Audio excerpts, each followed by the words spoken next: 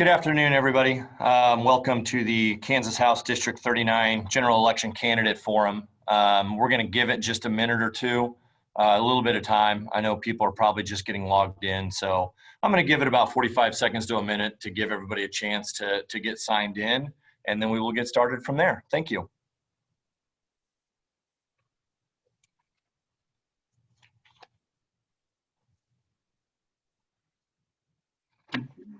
The mail.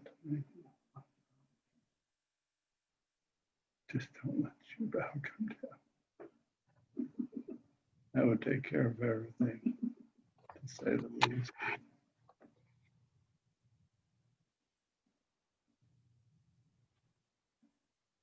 All right, I think that's enough time. So again, as I said, good afternoon and welcome. My name is Joe Riedel. I serve as the chair of the Shawnee Chamber's Government Affairs Committee, and it is my honor to be your moderator for today's forum. As we did in the primary election, we are hosting these forums this year in a virtual format, so please bear with us as we adjust to this method of providing you with information to assist you in making informed choices before casting your ballot in the upcoming election. On behalf of the Johnson County Public Policy Council, a collaboration of all 10 area chambers of commerce, and particularly on behalf of the Shawnee Chamber, thank you for attending today's forum featuring candidates for Kansas House District 39. I would also like to thank the sponsor of our governmental affairs programs throughout the year, Evergy. The format for this one will be the same as all format, as follows. Each candidate will be given an opportunity to provide a 3-minute opening statement by each candidate, then followed by a moderated question and answer period, during which each candidate will have 1.5 minutes to respond. And then each candidate will be given a 2-minute closing statement.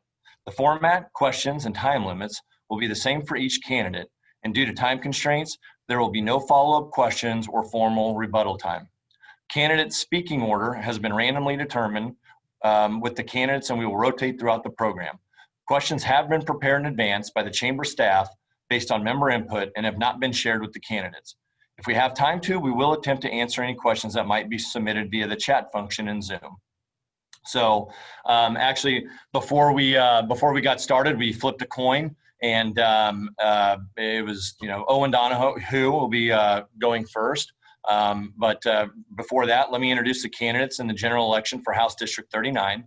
This district is located completely within Shawnee and is bounded by Ogg Road on the east and the Kansas River on north and west, and with the southern border being the city limits of 79th and 83rd Streets. So first, Owen Donohoe is the incumbent representative from District 39. He and his wife Charlene have lived in Shawnee for more than 25 years and are members of St. Joseph Catholic Church. They have 5 children, 16 grandchildren, and 1 great-grandchild.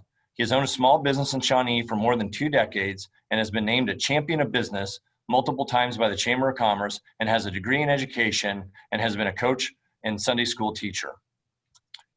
Secondly, we have Les Lampe.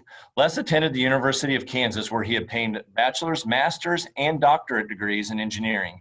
He then earned a doctorate in water resources engineering that led to a 42-year career with Black & Veatch, where he was vice president and director of water resources. His career focus was on water supply, flood control, water quality, and more recently, climate change impacts. His spouse, Karen, served for many years as the executive pastor of congregational care at the United Methodist Church of Resurrection in Leawood, and they have 3 children and 4 grandchildren. He served for several years on the board of Kansas Interfaith Action. So with that said, we'll go into the opening statements by the candidates. And as we discussed previously, first up, Mr. Donohoe. Thank you. First of all, I want to thank the Chamber for going ahead and sponsoring this. I enjoy it. And I always like the opportunity to communicate to the voters where I stand and the various things, so they have the ability to make an informed decision. So you mentioned church and family and all that. I guess what I would want to communicate, I worked for a national company. I was in the medical supply business, and I was kind of known as the fix-it guy, where there was an issue or a problem, needed things changed or improved. I was the guy that went there. And my last assignment was I went to New York City as the regional manager. When I started there, they were the worst district in the nation. And in 1 year, we turned it around to be the #1 district and continued that the next year. And that's important, I think, to the voter to understand. My job is, how I view things is, I want to find solutions. I want to find solutions to problems. I'm an entrepreneur, and entrepreneurs, one of the things they're known as unique solutions. And so as I've ran in a number of elections, one of the things I usually hear from my opponent, solutions are raise taxes. What are we going to do about this? Well, we'll raise taxes. What about this issue? Raise taxes. So I think the fact that we are growing government substantially, but not growing our economy, is one of the major problems we have in Kansas. And we need to find entrepreneurial solutions and not just continue raising taxes and growing government. Where's the time? I don't see time. You have about 1 minute, Mr. Donohoe. Okay, so I'm fine with that. Thank you. Okay. All right. With that then, Mr. Lampe. Well, thank you. And thank you to the Chamber for sponsoring this event. I'm grateful to be here, and I'm glad that we have this opportunity for outreach.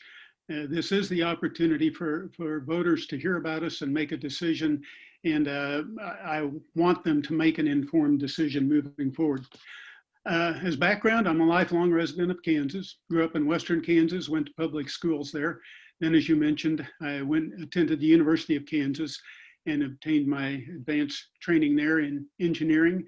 After that, went to work at Black & Veatch and served there for 42 years and did water supply, flood control, water quality projects, several of those being local. Worked extensively with Water One, so if you turn on your tap and clean water comes out, I had some involvement in that. And a local project that you may visit, although it's not in Shawnee, is Lake Lenexa. I was the principal in charge of that project. The hallmark of engineering projects is what's called scope, budget, and schedule. You identify a problem, you identify a solution, the most cost-effective solution, and then you do that work within time and under budget. That was my entire 42-year career, was looking for solutions and making sure that they were done on time and under budget. The hallmarks of what I'm looking at are service to the people of Kansas. Our major event is the COVID pandemic, and that's overriding everything else that we're dealing with, whether it's healthcare, education, or the economy. And all of those are interwoven. On healthcare, I'm an advocate for Medicaid expansion, and I trust we'll have a question in that regard. On education, I'm for not going back to the Brownback years that were terrible for education, but maintaining an adequate level of funding for our schools. And on the economy, I think that the pandemic actually creates a lot of opportunities for us. We're looking at teleeducation, telehealth, and a variety of ways that we can respond to the pandemic effectively and create jobs. That was my entire career, was looking in terms of how to do solutions and build things effectively, infrastructure, and I can look at that very effectively as a legislator and bring that to the table. You mentioned I was on the board of Kansas Interfaith Action. That's a multi-denominational group that does advocacy in Topeka, looking particularly at those on the margins of our society and how we can serve them better. I'm proud of that service, and I want to take that to Topeka as well, too. So with that background, I look forward to our discussion today and the opportunity for us to present ourselves to the voters. Thank you. All right. Thank you, Mr. Lampe. And as we had discussed earlier, we're going to rotate our order here. So the first question is to you. And then Mr. Donohoe, you'll have an opportunity to answer the exact same question. So question one, what do you see as the top 3 business policy issues facing the state of Kansas in the coming year? Well, as Mr. Donohoe, you referred to, in a sense, it's taxes, and that's very important. The state of Kansas has a tax structure that revolves on a three-legged stool, primarily sales taxes, property taxes, and income taxes. And all of those relate to corporate structures. Sales taxes affect businesses, private businesses like restaurants. Individual taxes relate to business owners and entrepreneurs, and property taxes relate as well too to everybody engaged in that. But the other thing that's important to me is the partnership of the cities and the state working together. The Heartland Logistics Park is a prime example of how the city of Shawnee and the state of Kansas, through the Department of Commerce and the Department of Transportation, worked together to create a vibrant new entity in the city of Shawnee and promote the creation of jobs. So I think it's that partnership aspect that's particularly important moving forward. Thank you. Okay, thank you. And Mr. Donohoe, I'll repeat the question for you. And just a reminder, 1.5 minutes on these responses. So what do you see as the top 3 business policy issues facing the state of Kansas in the upcoming year? As I've grown to learn here, one of the things as we look at the history of Kansas, Kansas has lagged behind other states in job creation, and this has been going on for 20 plus years, maybe even longer than that. We do not grow our economy per se, and the reason for that is there's no capital formation.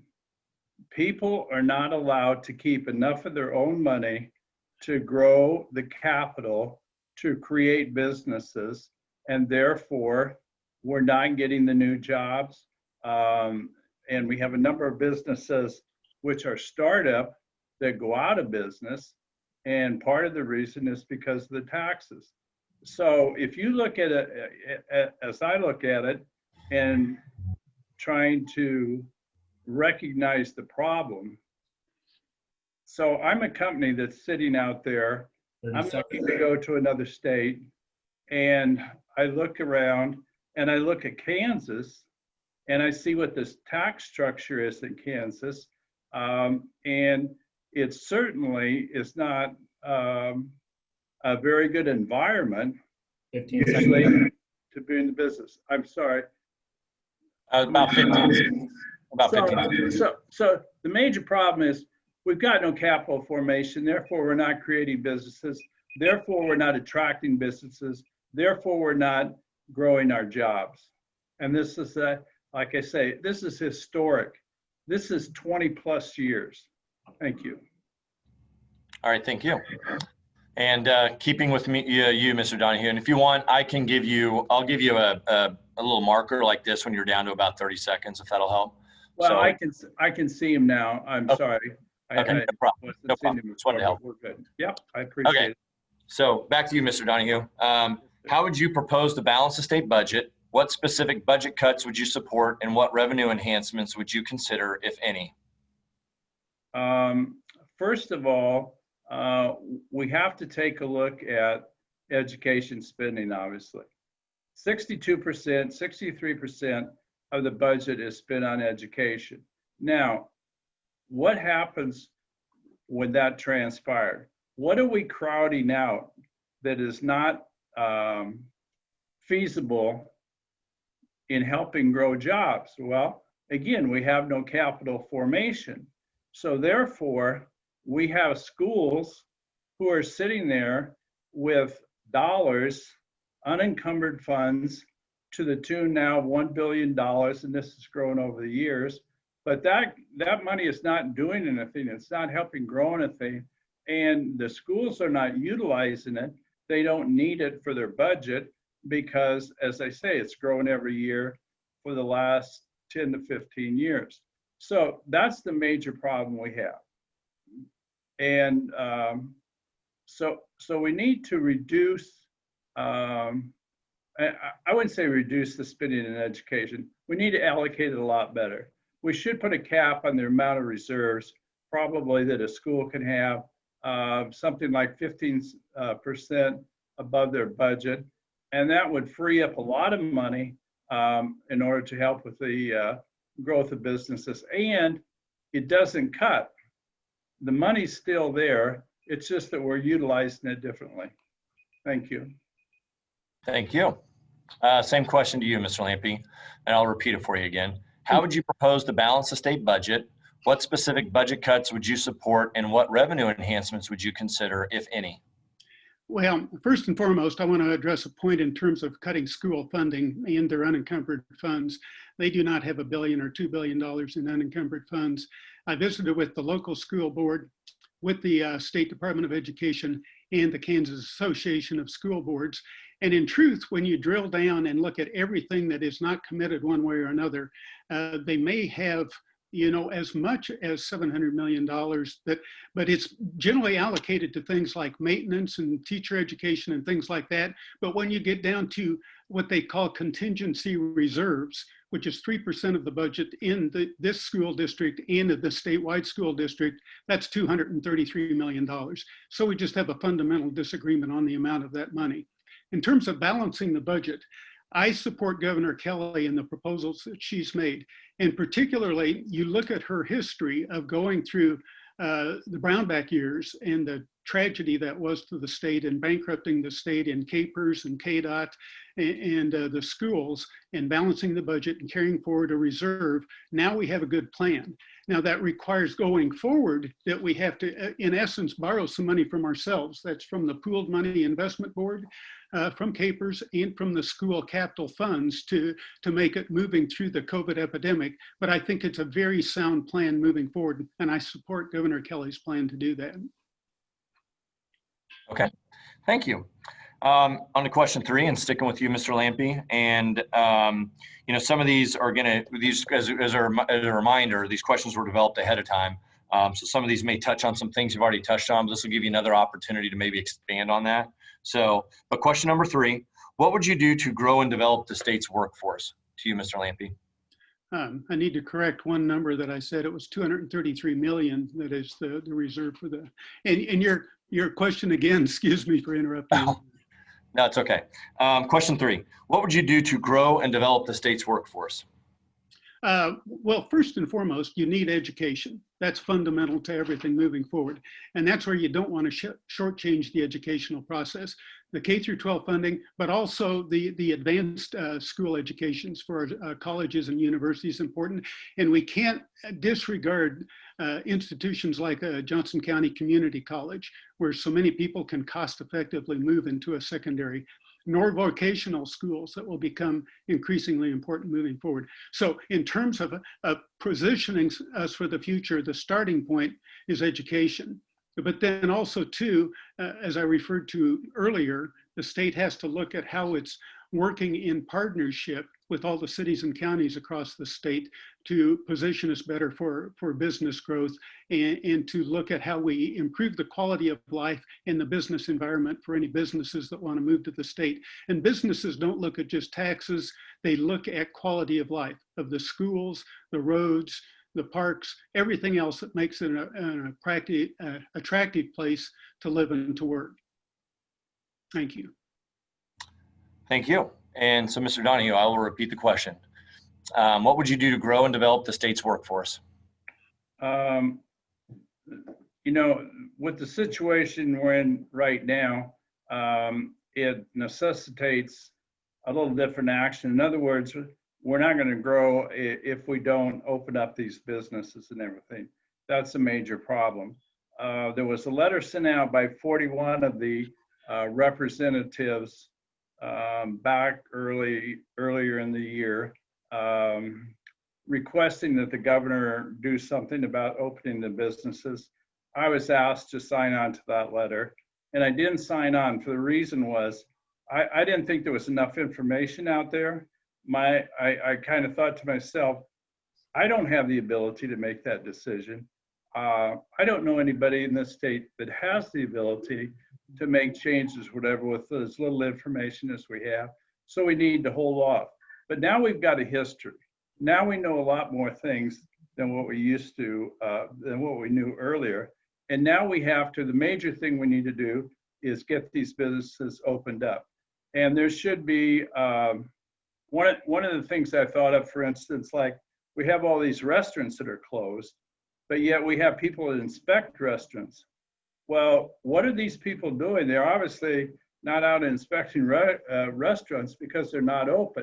What they should be doing, in my opinion, one of the things is sitting down with the governor and then coming back with entrepreneurial ways to go to the businesses and say, look, here's the things that you can do that will enhance your ability to open up your business, irregardless of what happens with other people in your same field. My time's out. Thank you. Okay, thank you. And question number 4, sticking with you, Mr. Donohoe. Can you share with us your views on K-12 funding? Philosophically, I believe, and my goal is to have the best outcomes in the nation for the state of Kansas at the most efficient cost. Now, I don't know anybody that can argue with that statement, okay? The question is, what's efficient?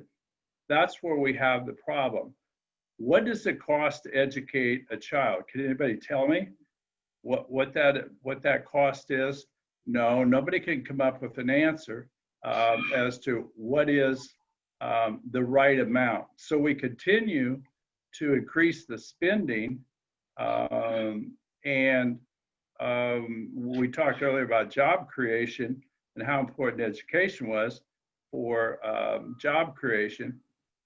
Reputedly, we have one of the finest education systems there is in the nation, but we're not growing jobs. So obviously, there's a disconnect there. Just having good education does not ensure growing jobs.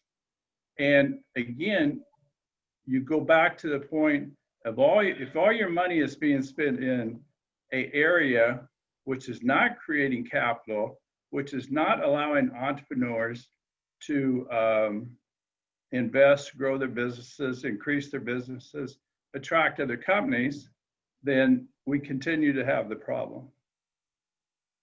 Thank you. Thank you. And back to you, Mr. Lampe. Repeating the question, can you share with us your views on K-12 funding? Yeah, back to that again. In the governor's budget proposed budget maintains full funding through K-12, and I support that simply because we've had the experience in the past where we had the tax cuts under the Brownback years that decimated our education, where we went from top 10 ranking of schools through U.S. News and World Report down to the bottom 10, and we had to kind of claw our way back up. And right now, the Kansas Association of School Boards says that our ranking of schools is 5th in the country, and our funding level is way beyond that in terms of what we spend on our students. And we have particular challenges in this state too. We have more special needs students, and we have a more diverse population, particularly in terms of the percentage of them that are in rural areas and very small schools. So even with that lower level of funding compared to national standards, our schools statewide are doing a very high level of performance. My interaction with USD 232, our home district, has been very positive, and I'm very impressed with both the administration and the educators there. So my contention is we need to maintain it at the same level, not cut it. We don't need a dramatic increase. We need to maintain it at the current level moving forward. Okay, thank you. And staying with you again, Mr. Lampe, question number 5. What type of economic development policies will you support to encourage job growth and business expansion in Kansas? Well, again, it gets back to my contention that you look at a number of studies that have been done to compare the states across the country. And there's this incorrect thought that cutting taxes grows business. And that's what Sam Brownback said, and that did not work. What they're looking at is they're looking at educational systems. Can they partner with the University of Kansas? Can they partner with Kansas State University? They're looking at quality of life.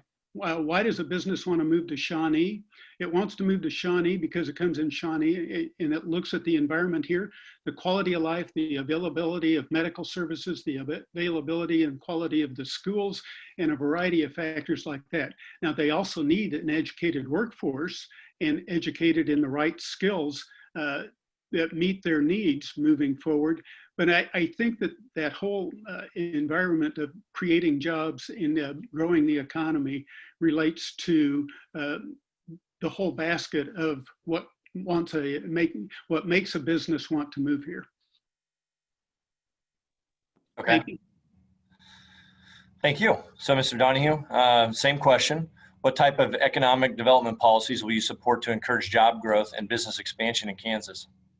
Well, again, I think you have to look at the examples of the states that are growing jobs.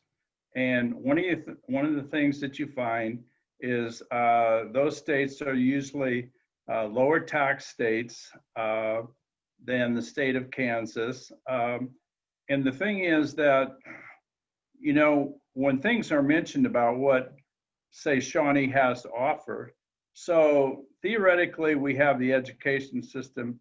Theoretically, we have the people, we have good workers. All those things are in place, but we don't grow jobs. There's got to be something else that's causing us not to grow jobs. And that's the fact that why would a company move to the state of Kansas with its higher tax rates and proposals to even go higher when you can go to another state with lower tax rates, with a business climate that encourages capital formation, which helps them with their business.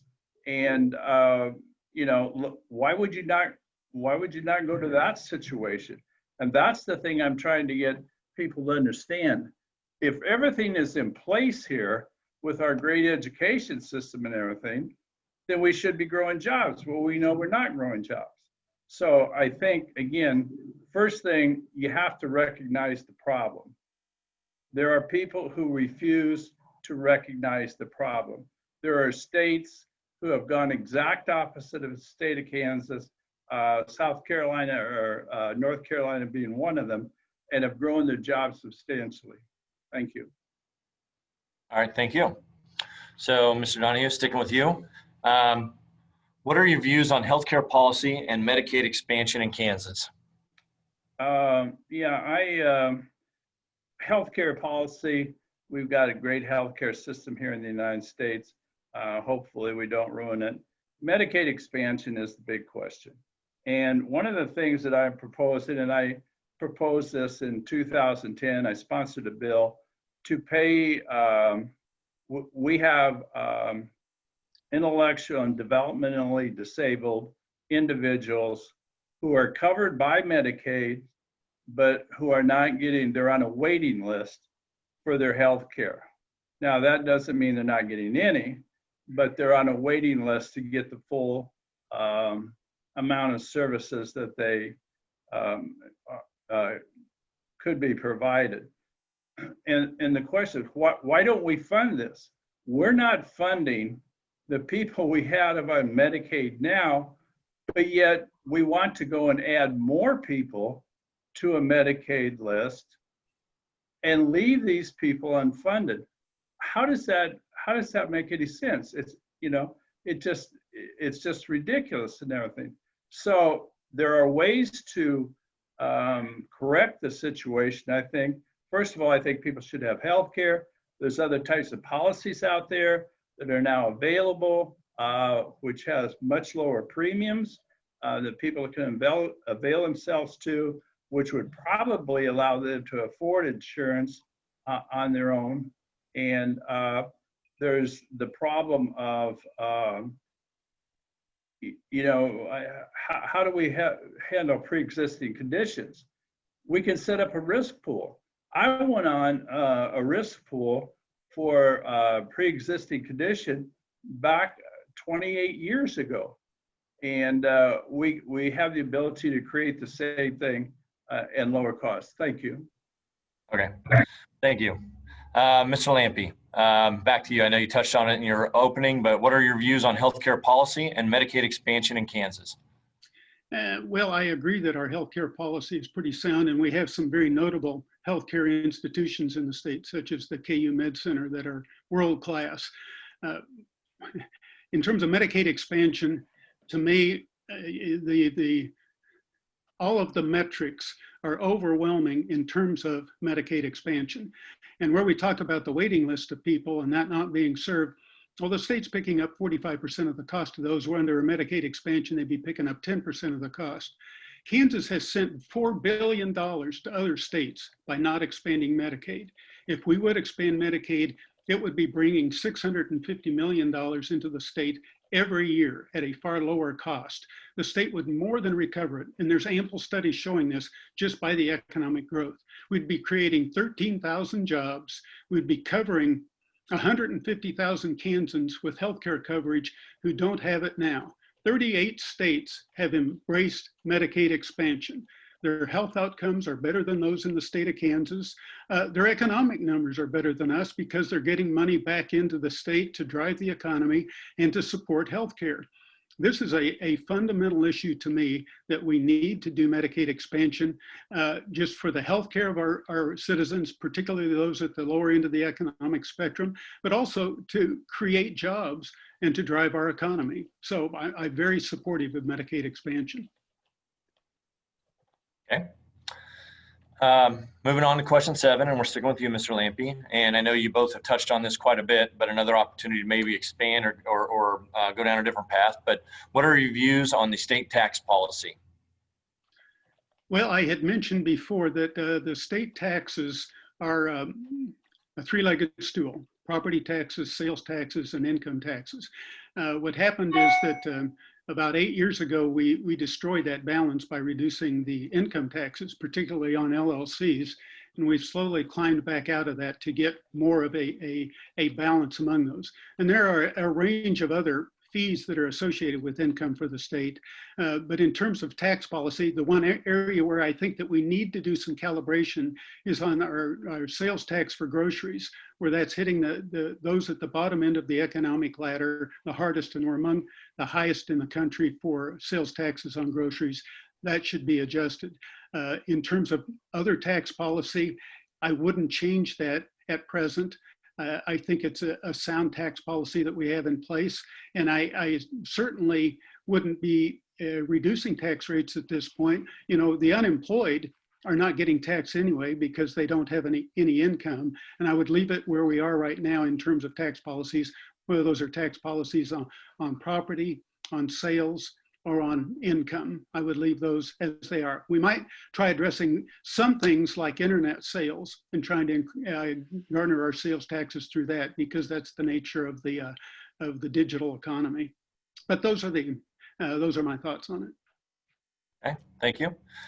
Mr. Donohoe, same question. What are your views on the state tax policy? Yeah, as I mentioned, and you know, we're spending 62% of our revenue on schools and everything. And there's, in always speaking of the Brownback's tax cuts and everything, there's always part of the story that's told. But again, the full story is not told, and that's where the difference is. The point was Brownback's tax cuts were accompanied by spending cuts also to offset the tax cuts. Those spending cuts were never passed. And I was in the legislature at that time. We knew that we had to make the spending cuts to offset the tax cuts. And as we know, that never transpired. So people need to understand the correct story of this thing and the whole story. And so that's the problem. So somebody's interjecting in on our, is that happening with you folks too? Yeah. Anyway, so I'll continue. So we need, the right story is, as I say, I believe it's North Carolina. North Carolina did exactly the opposite of what we did. North Carolina cut taxes and they cut spending, and now they have a surplus. And I think it was like $2 billion last time I read. Okay, it was exactly what we were trying to accomplish, but we never got the spending cut. So as far as tax policy, you can't grow government. We lost 53,000 jobs. I'm not seeing my timer anyplace, so. You have about 30 seconds. Okay. So as I was saying, the fact that we're growing government and we lost 53,000 jobs August to August during the pandemic, okay? During that period of time, we grew government by 100 jobs. How is that feasible? I mean, that is, you know, contrary to everything we need to do to balance the budget and everything. So again, the solutions are grow business, be entrepreneurs, don't grow government so much, and we have capital formation. Thank you. Okay, thank you. And Mr. Donohoe, question number 8, and this is our actually last question before closing statements, but quite simply, what do you believe most distinguishes you from your opponent in this race? Well, you know, I think the major thing, and I've read through some of his statements and everything, and to me, it's just incredible. Every solution to every problem is raising taxes. And we've done that, and we continue to do it. And we have no job growth. And like, why don't we have job growth? Well, let's raise taxes. It doesn't work. It hasn't worked. It's not going to work. The states that are successful lower their taxes, lower their spending, and help create capital, which then will help create jobs. That's what needs to transpire. Until we get back to that model, we're just not going to have the kind of job creation that we need in this state. We can't just grow government. Thank you. Okay, thank you. And then the same question to you, Les, but I believe I just realized I skipped you on the views on state tax policy. So we'll give you a little extra time if you want to kind of combine both of those. No, you hit me on Okay. tax policy. Okay, yeah. I got it. Okay, all right. So then back to you. What do you believe most distinguishes you from your opponent in this race? Well, you know, where my opponent says that I'm proposing to raise taxes, that is absolutely incorrect. I'm proposing to keep them at the same level. I think by the proposal to cut taxes, I think that's inappropriate in terms of the services that we're providing to the citizens of the state. But I'm proposing that we do keep them at the same level so that we can provide the services that are needed. Fundamentally, too, you know, in terms of job creation, in terms of growth of the economy, you know, we differ substantially on education funding, where I don't think we have the level of reserves that my opponent does. We differ substantially on Medicaid expansion, where I think it's what 38 other states have done, and none of them are turning back. They're all embracing Medicaid expansion.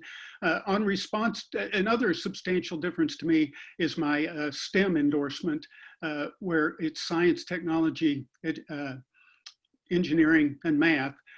I look at everything from an engineer's perspective. I look at it logically. Give me the facts, give me the options, and let's define the best way to move forward. So, you know, I think that we have, in response to the COVID pandemic, that we're in a new arena where we need new and better thoughts to bring to the table on how to move forward. That's it. Thank you. All right, thank you. And as I mentioned just a moment ago, that concludes the question and answer portion of it. So now we move on to each candidate. We'd love for you to give, you have 2 minutes each to just wrap it up and present some closing statements. And starting with you, Mr. Lampe. Yeah, thank you very much. Once again, I very much appreciate the opportunity to be here and be in front of the voters of District 39. I love living in District 39. I enjoy all of my neighbors and the services that we have here. And I want to make sure that we continue to have progress and grow this community the way it has in the past. What I bring to this is my commitment to the state of Kansas and to Shawnee and to District 39. I have lived within the boundaries of the present District of 39 for 44 years, from the very southwest corner to the very northeast corner. I know this district well. Now, what this means for me moving forward and having the chance to serve you in the legislature is that my entire career has been focused on service, of how you bring new and better ideas to people and solve those cost effectively, on time, within budget. And that's what I'm focused on now, is bringing that same ethic and mentality to District 39 and allowing us to do those same forward movements if elected to office. The other thing I want to emphasize is a posture of complete openness and transparency. Everybody says that. I do that. When somebody calls me up, when somebody reaches out to me, I respond to them immediately. And I'm open to any and all ideas, and I try to have open and honest dialogue with everybody possible as we're moving forward and moving toward common sense solutions to problems that we face. I think this is an era of opportunity for us with the pandemic and the new challenges that we face. And I think we should embrace those opportunities and look for new and better solutions to our problems. So thank you for your consideration. And thank you again to the Chamber for hosting this. Yeah. Thank you very much. Mr. Donohoe, 2 minutes, closing statements. So first of all, again, thank you for hosting this seminar and everything. Greatly appreciate it. To me, I look at, you look at the problems that we have, you look at the problems Kansas has continued to have in job growth, and, nobody seems to be able to solve this situation about we need to grow jobs when other states do it, and they use different mechanisms and everything. And so how I look at this is, and to Mr. Lampley, I wish you good health and everything while you're out campaigning and all that. We obviously, we have some issues out there, but as he pointed out, he looks at it like an engineer, and he takes an engineer and he says, okay, the budget, the this, the that, and all these things, and then you come up with a solution to resolve the situation. But the one thing that he doesn't bring to it is capital. Without other people providing the capital, without other people creating the money, there is no growth, there is no buildings, there is no utilization or just growing, increasing the number of buildings. Engineers per se don't bring the most necessary ingredient. You've got to have the money to do this. We have not provided the money. We have not provided the money nearly to the extent that other states are doing it. Do we have a quality education system? Absolutely. Are we spending too much for it? I think there's some question that we can be more efficient. What happens if we become more efficient? Then we free up money. All these things work together, and it's so simplistic. That's the thing that I'm trying to get people to understand. Allow the job creation to happen through better fiscal policy and by attracting then outside companies to come and say, I want to be in this state because of their financial situation and how they view businesses. So that to me is the solution to this problem. It's not entrepreneurial, it's just basic common sense. And we continue to make the same mistake year after year. Mr. Donohoe, I'm sorry, we're over time on that. So, and just keeping in fairness. No, it's okay. I just wanted to give you a little extra time. So, but with that, I do, that actually concludes today's forum for the Kansas House District 39. Major thank you to both Les and Owen for participating. It is greatly appreciated. So And also thank you to our sponsor, Evergy. So today's forum, just a couple housekeeping notes here. Today's forum will be available to view along with the other races in Johnson County on the JCPPC website at votejoco.com. And many of the candidates have completed candidate questionnaires that can be found there as well. And let me close by reminding viewers of a few key dates. Advanced voting by mail begins on Wednesday, October 14th. You may return your ballot in Shawnee at the drop box located at Shawnee Library, 13811 Johnson Drive, or via the U.S. mail. Advanced voting in person begins on Sunday, October 17th, and you can cast your ballot in Shawnee at Oaken Fieldhouse. That is 20200 Johnson Drive. General Election Day is Tuesday, November 3rd. Polls will be open from 6 a.m. to 7 p.m. So with that, we will conclude today's forum and get out there and vote. And thank you for joining us today. All right, thank you, and stay healthy. Thank you. Thank you, guys. You bet. Thank you, Owen. Yeah, thank you, Les. Goodbye. Yeah.